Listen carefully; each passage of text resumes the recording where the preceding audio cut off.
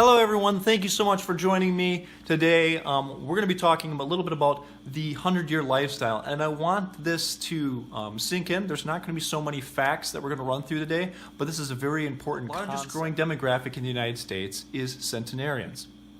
It's people that live to be 100 years old.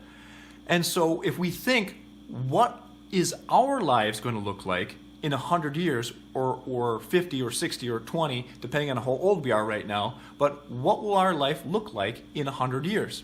And this is kind of an important idea because two things pop up to a lot of people's minds. One, oh heck no, I'm not going to live to 100 years old. And two, well, I don't want to live to be 100 years old.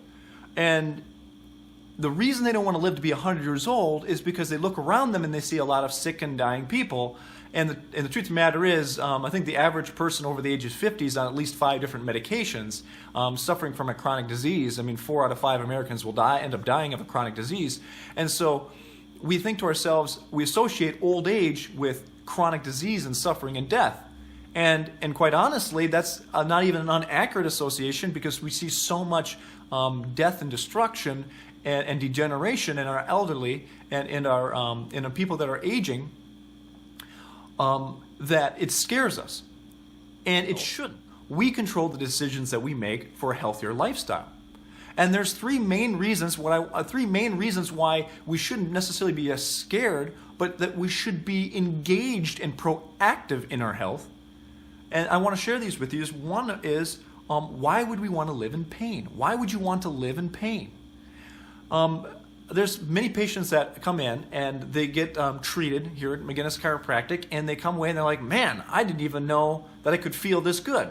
Because they've been operating at 75% for so long, they don't even know what 100% even feels like. And so when they finally get to that 100%, they're like, oh my gosh, this is amazing. I can see in color now. And that's an exaggeration here, but I'm trying to get a point here across. As we settle for mediocrity with health, which is really ironic, because if we don't have our health, what do we even have? If I gave you $6 billion in exchange for all the years left in your life except for 1 month, would you take it? You could have all the money in the world, but you could only have 1 month to live to spend it. What's the point? So another reason that we need to consider too as well is that we can't afford getting sick. We can't afford not being healthy. I think the average hospital bill in the United States is around $10,000. That's about for like an average of 5-night stay in a hospital. A lot of people's co-pays and deductibles are between $1,000 and $2,000. Sometimes I've seen $10,000 for a deductible. That's not uncommon. And really, insurance is turning into a crisis care plan. If there's a super major crisis, then insurance covers. But insurance has not and will never cover maintenance care. The idea of maintaining health instead of waiting until you've lost your health before you try to scramble to get it back. And as far as I can see, insurance will never cover that because it's not profitable for them. So if we are afraid of becoming sick, what can we do to curb that fear? What can we do to take back our health, but not only take back our health, but to keep it? And to be proactive with keeping it. And that's the idea of being, of maintenance care. That's the idea of eating right. That's the idea of exercising. And that's the idea of taking control of your life, and not letting other people, or not letting things happen to you passively, but actively going out and taking control of your health. One of the biggest things here for living a healthy lifestyle is the importance of our families.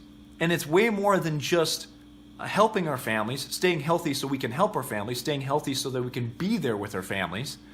But it's also being healthy now so that when we get old, our families are not stuck dealing with us.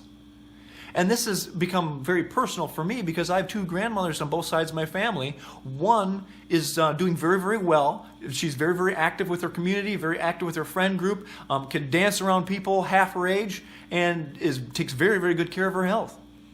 And the other one is the exact same age, is confined to a wheelchair, can't walk, can barely move her arms, can barely eat, and is stuck in a nursing home, basically waiting to die.